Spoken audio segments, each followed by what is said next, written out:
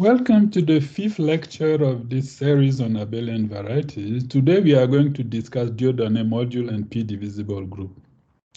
The way I can motivate this section is to say that p-divisible group and Dieudonné modules are avatars that are extremely useful when studying abelian varieties.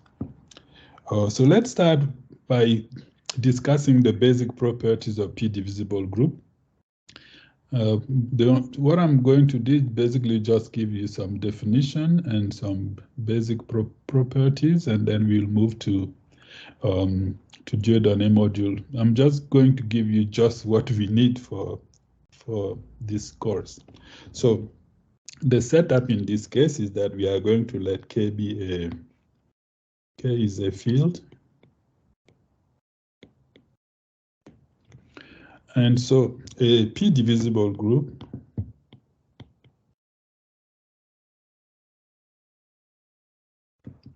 group over K. This is also called varieties or a varieties group.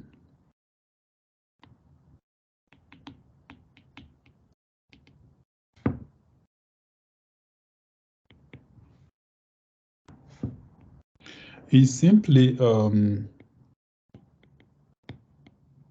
this is just an inductive limit.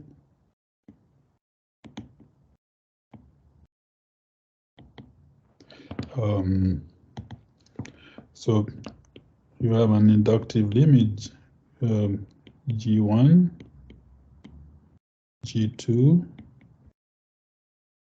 G3, and so on.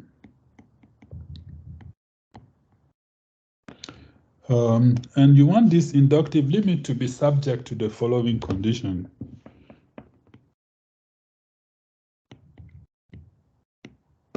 So the first condition is that each Gn is it's a finite flat commutative group scheme.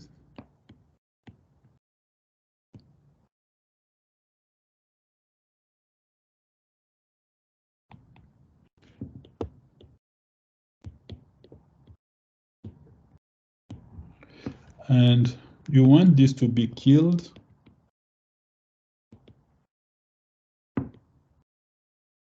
by the nth power of p.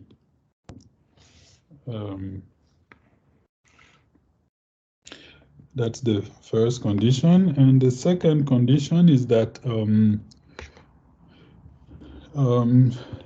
if I look at the group if I look at the map IN, it's a group homomorphism going from, so it's a homomorphism of finite flat group scheme.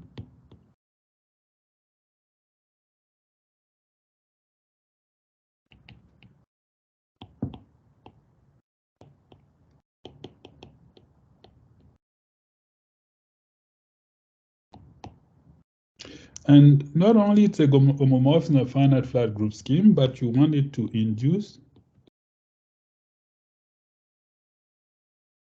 an isomorphism. So basically what it does, it induces an isomorphism between Gn and the subgroup of Gn plus 1, which is killed by p to the n. Right. So this is quite a strong compatibility condition on this sequence that you are imposing. And because p-divisible group are essentially inductive limit, you expect that if you want to define homomorphism, all you have to do is just take inductive homomorphism of inductive limit. So homomorphism of p-divisible group are just homomorphism of inductive limit.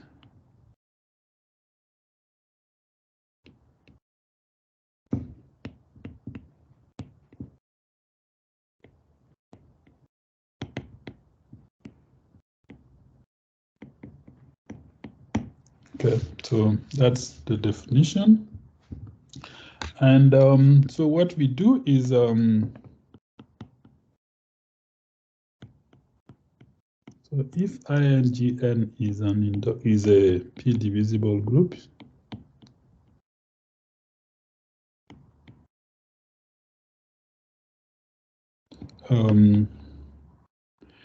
we also write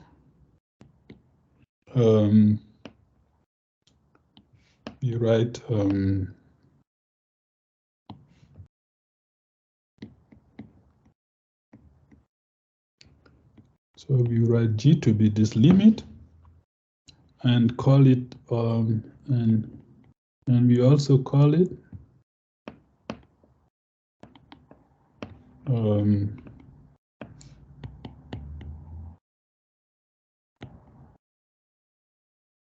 the p-divisible group. So I guess above the inductive limit and above the sequence here, that's what we call the p-divisible group. And of course, you can recover your sequence from G, and you can.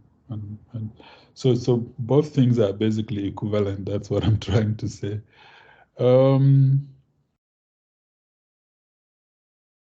Yes.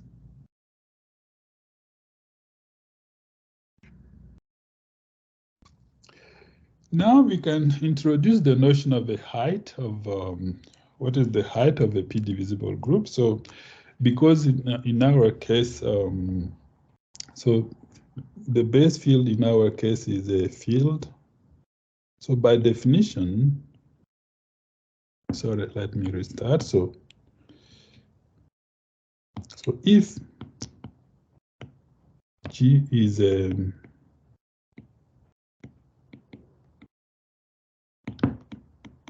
so if this is a p-divisible group,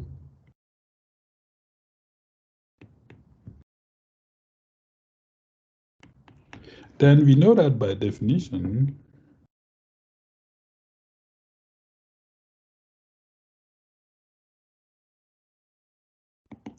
if we take the first element of the right, we know that this is killed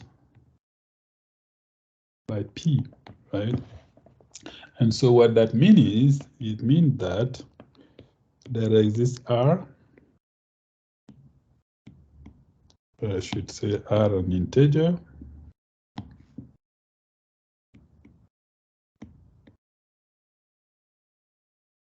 at least one, such that if I look at the order of the point, this is P to the R. Maybe I should call it H. Sorry, yeah, let me call this H. And so we call H the height of G. And we denote it by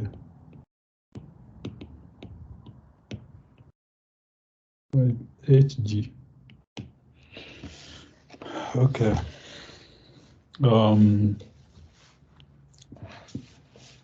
Yeah. Okay. So the main type of p-divisible group that we are going to be interested in, I mean, what you expect them to be. And that's what I'm going to define next. So if we give ourselves an Abelian variety,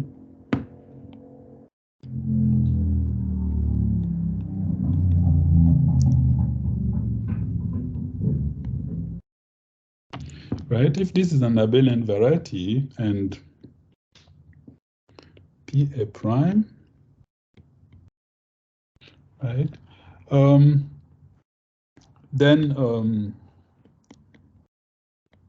there's a natural way to define a p-divisible group associated to A. So then the p-divisible group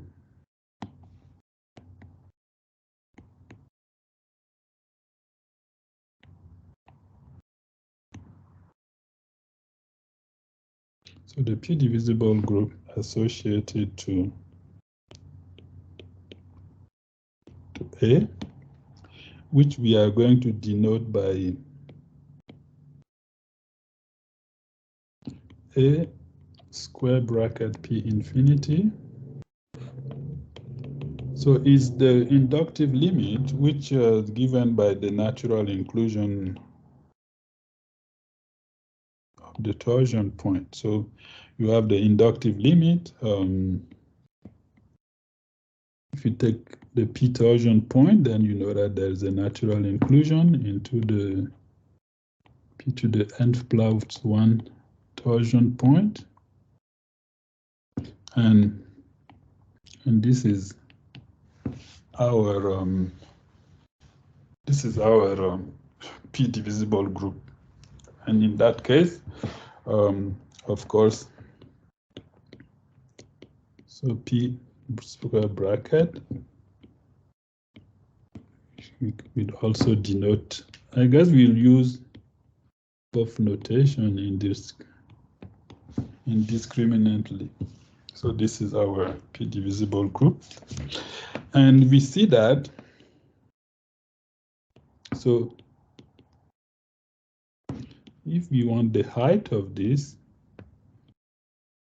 from what we've learned about the structure of torsion, the height of this would simply be 2 to the G, where G is just the dimension of our Abelian variety.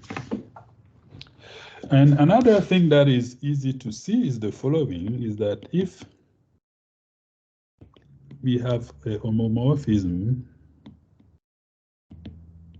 so if this is a morphism of Abelian varieties,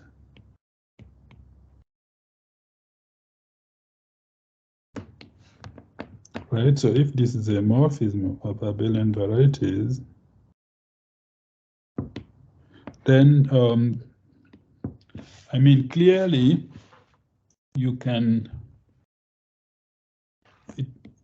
you see that it induces a homomorphism of P divisible group, homomorphism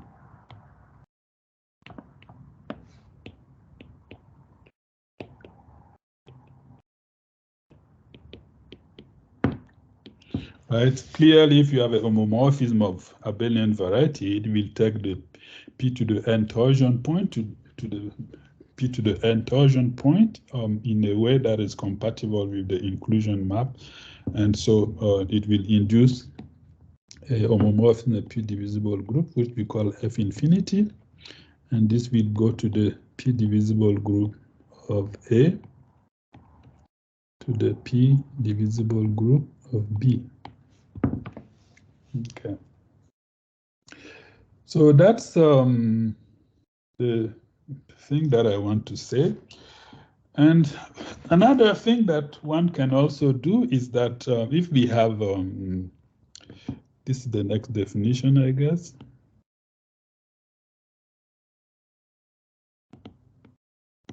So if you have a P divisible group, so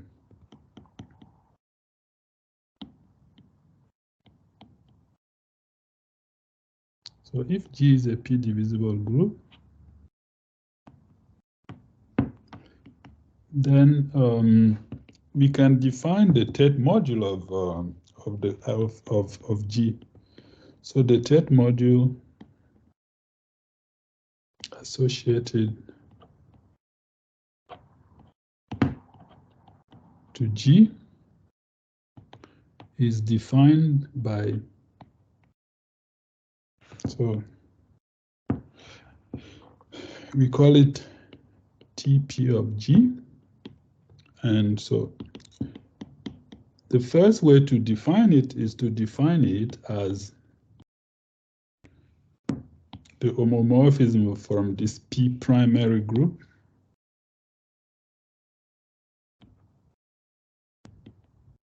into sorry.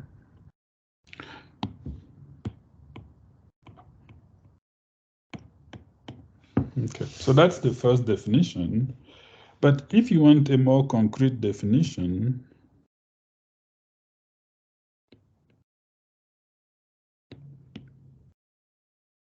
then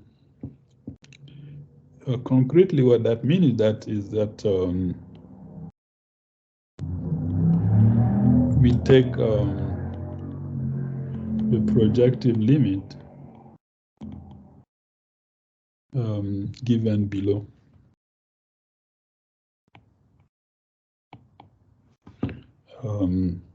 So the projective limit in this case, we have G1. And the second condition that we have about the isomorphism, the second condition on the isomorphism of the p-divisible group tell you that there would be a projection which we call pi1. And yeah, sorry, I want to put the point here. So we want to put k bar pi1 and then G2 k bar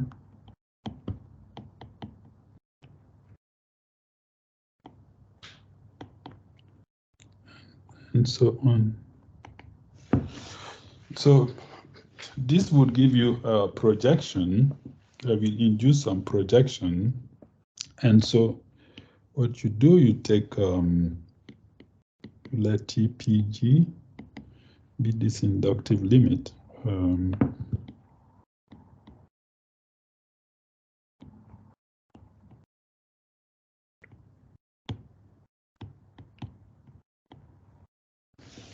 Okay.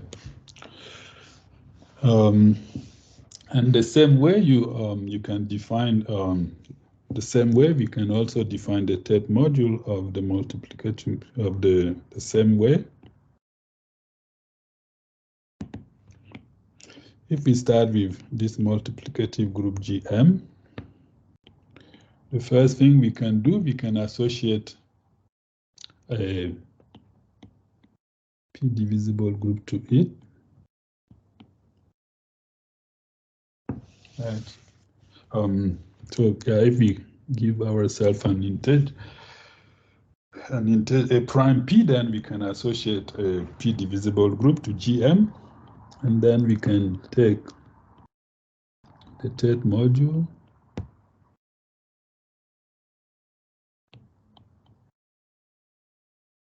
of this p-divisible group. And the key thing that I want to say is that in that case, you recover that this is the third module of GM, which, as we saw, can also be denoted by ZP1. Yeah, so a fact that I should have said before stating this, a key fact is that if we take the third module of the p-divisible group associated to an Abelian variety, what we recover is the third module of the Abelian variety, at least when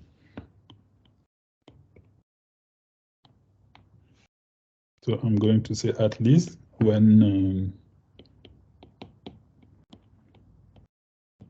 P is not the same as the characteristic of our field.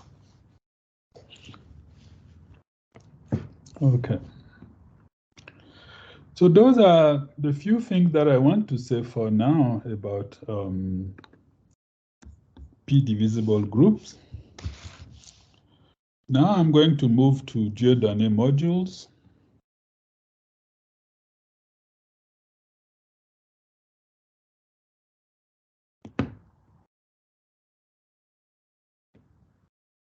So the Dieudonné modules.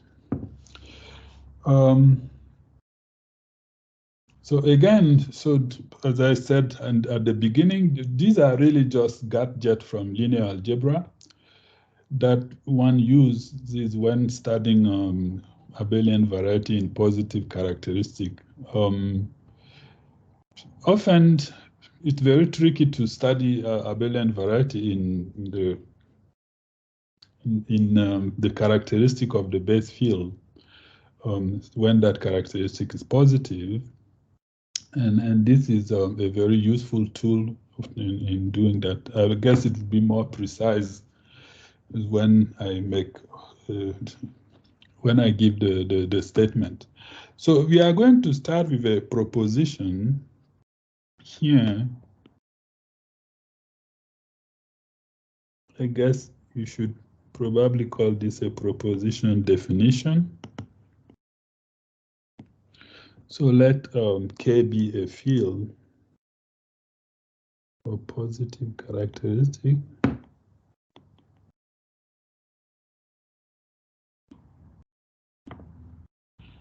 So you want this to be positive, and then we consider a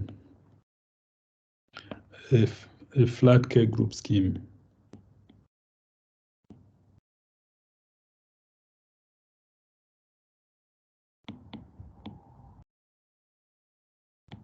Which we call G. And then the theorem says the following, or the proposition. So then, so there exists a scheme, which I'm going to call G to the P, and a homomorphism. I don't know why I keep struggling to write this word. Homomorphism. We call it VGK from GK G. So this is a of group schemes.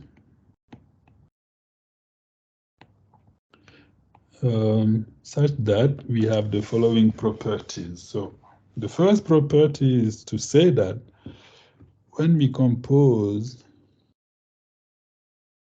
the map V with the Frobenius map, which we defined earlier, then we recover the multiplication on G. And if we compose the Frobenius with the map V, we recover the multiplication by P on the scheme GP. So that's the first statement. The second statement, we are really not going to need it, but I'm going to give it anyway. It's related to the Cartier dual. So it says that if we take the dual of the map V, it's the same as taking the dual of G and taking it Frobenius. And the second one says that if we take the Frobenius of the dual of G, and then we take it dual, then we recover V. So those are the properties of the map V, and this map has a name. So the map V is called the Verschiebung, the Verschiebung map or homomorphism.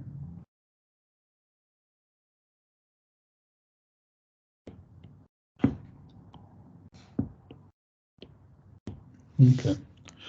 So we actually saw this map last section, and I told you that I was going to give you the definition today. So this is the definition. So you can replace I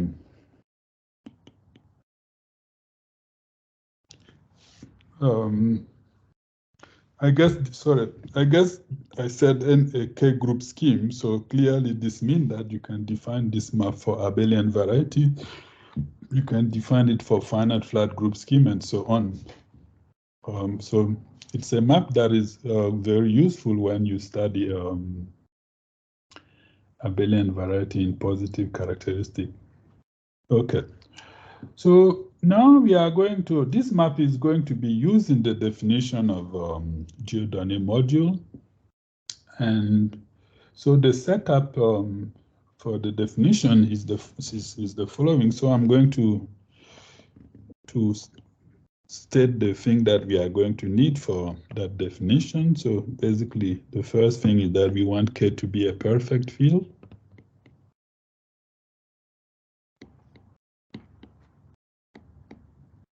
So it's a perfect field of characteristic.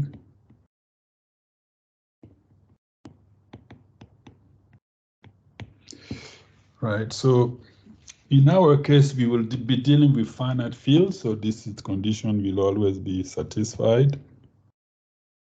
And then we are going to let WK be the ring of Witt vector.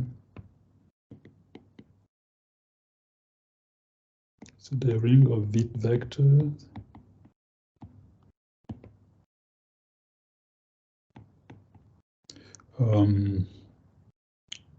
of K. Right, so when this field is actually very easy to describe, so when K is finite, this is just is the ring of integer. So the ring of integer of the unique and ramified extension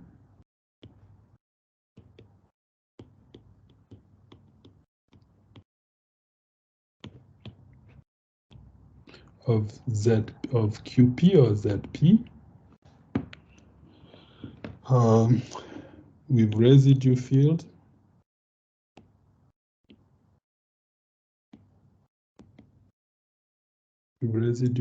K. Okay. So that's the ring of Witt vector. That's the situation in which we are going to be. And so, and then what we are going to, so we are going to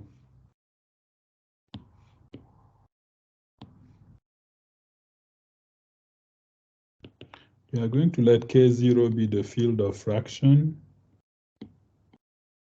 of the Witt ring.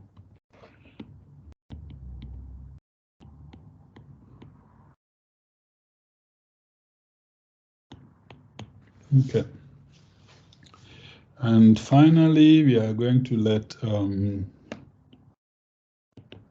sigma will be the automorphism of K0, which lift the Frobenius.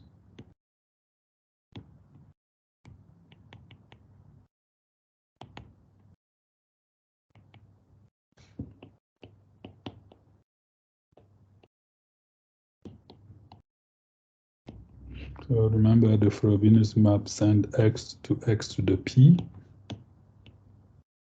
And our field K. Oh, what's that? Okay. So that's the setup we need in order to define Giordani modules. And we'll start by defining what is the Giordani ring. So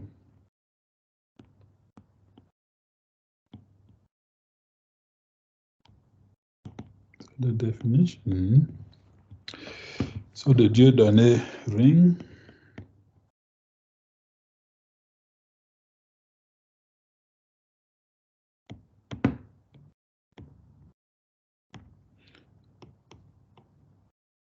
dk. So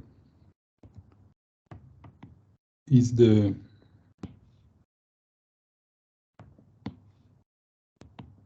this would be the associative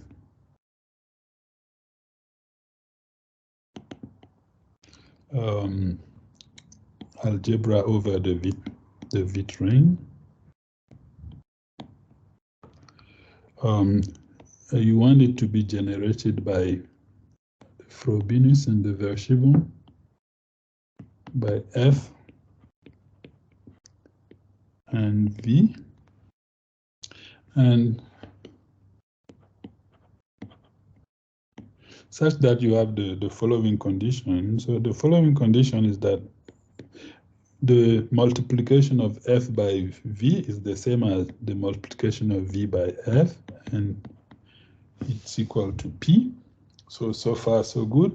But the second condition forces the ring to be non-commutative, because you require that when you multiply F by an element in the V ring, it's the same as taking the conjugate of, it's the same as applying sigma to that element multiplied by F,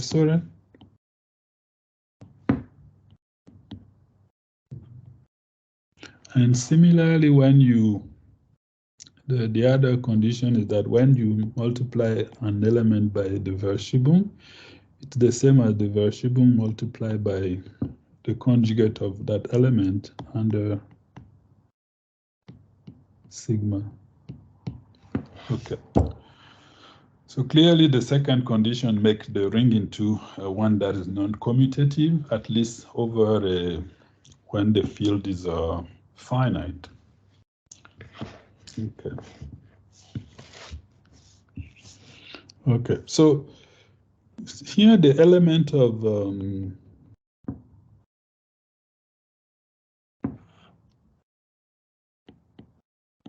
the element of the ring dk are these kind of finite sums.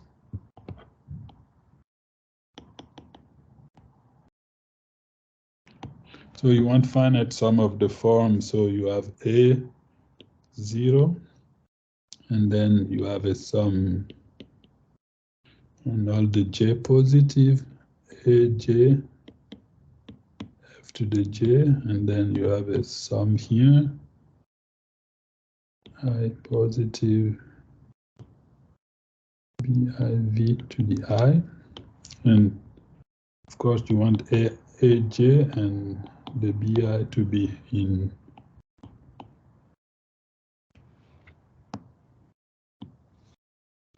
the fit ring. Okay. And one thing that is not too hard to see is that the center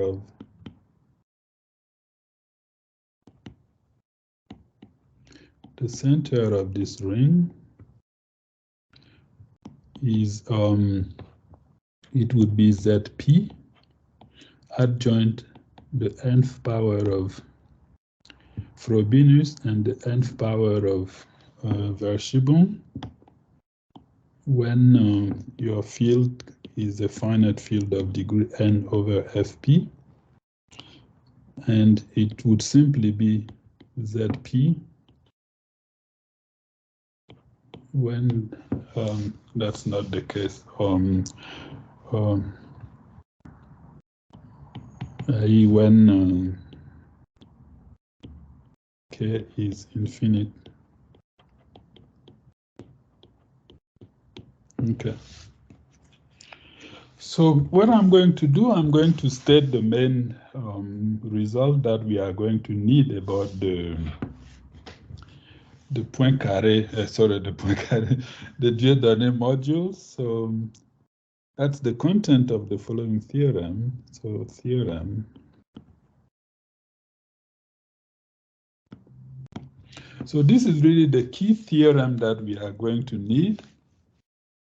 It's a really, really important theorem. So, so we consider the following categories. So we have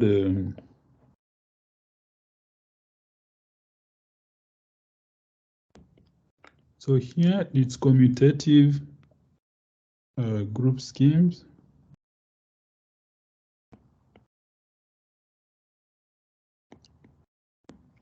Of p power category of commutative. Okay, I guess I want to say of p power order, of p power order. So I want this to be finite.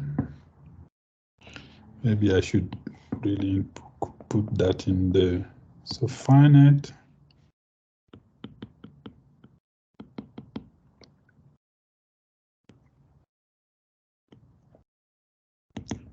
So finite commutative group schemes over K. And then the order is the power of P. And then here we have, so here we have left decay modules.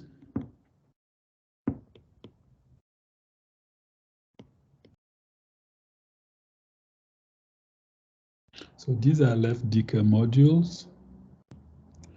And we want this to be of finite length over the width vector of finite length over the ring of width vectors.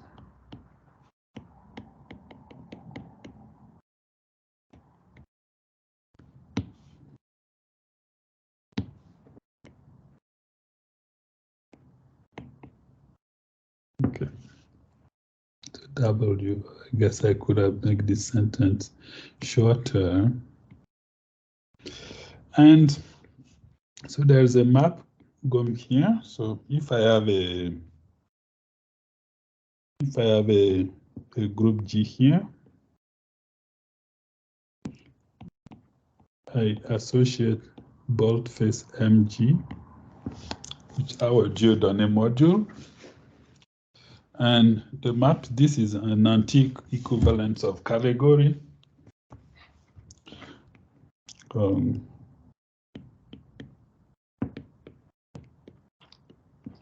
This is an anti-equivalence of, I guess, additive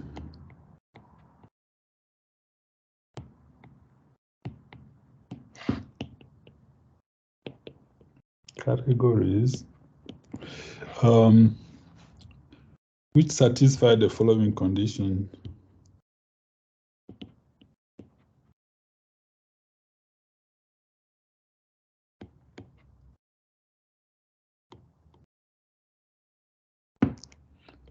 Okay.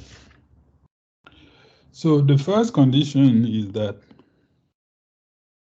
if G has order P to the R, then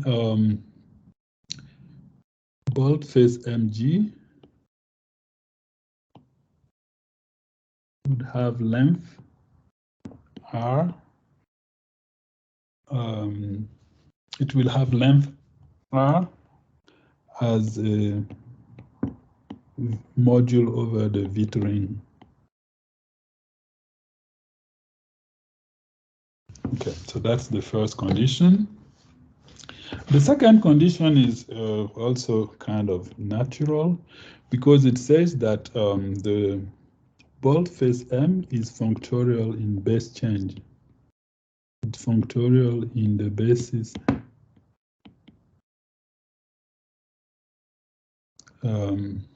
in the base field.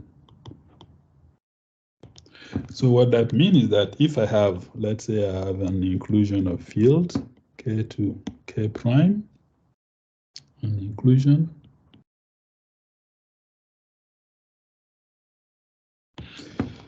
If I take the base change of my scheme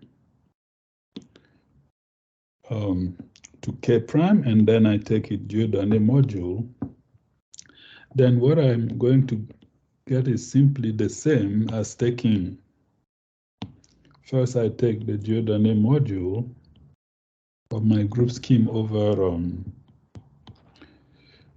the Vit ring over K, and then I extend scalar to the Vit ring over K prime. Right, so that's something which is kind of natural to expect. And the third condition that I'm going to state, it says the following. So if you take the Frobenius, so Frobenius map in this case goes from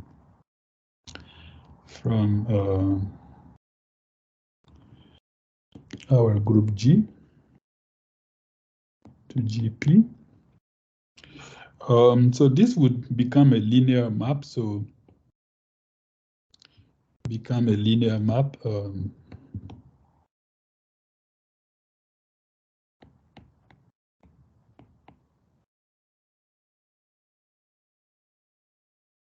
And this linear map, we call it boldface M of F. And what the map does, so it would go from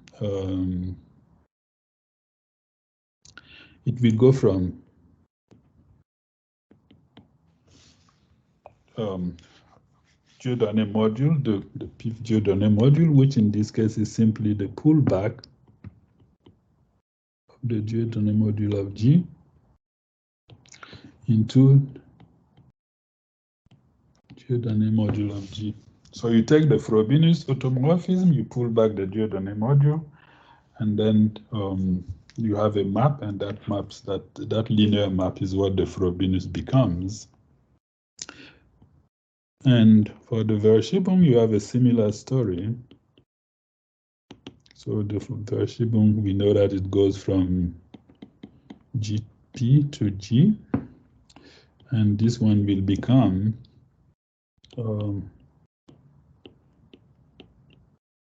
the map we call now MVG, and this one again. So now you go from N, the Giordani module of G, into the pullback of the Giordani module by G. Okay. So these are the three main properties that are satisfied by the Giordani module functor. There are two other properties related to the Cartier dual and the tangent space, but we are not going to use this property in the lecture per se, so I'm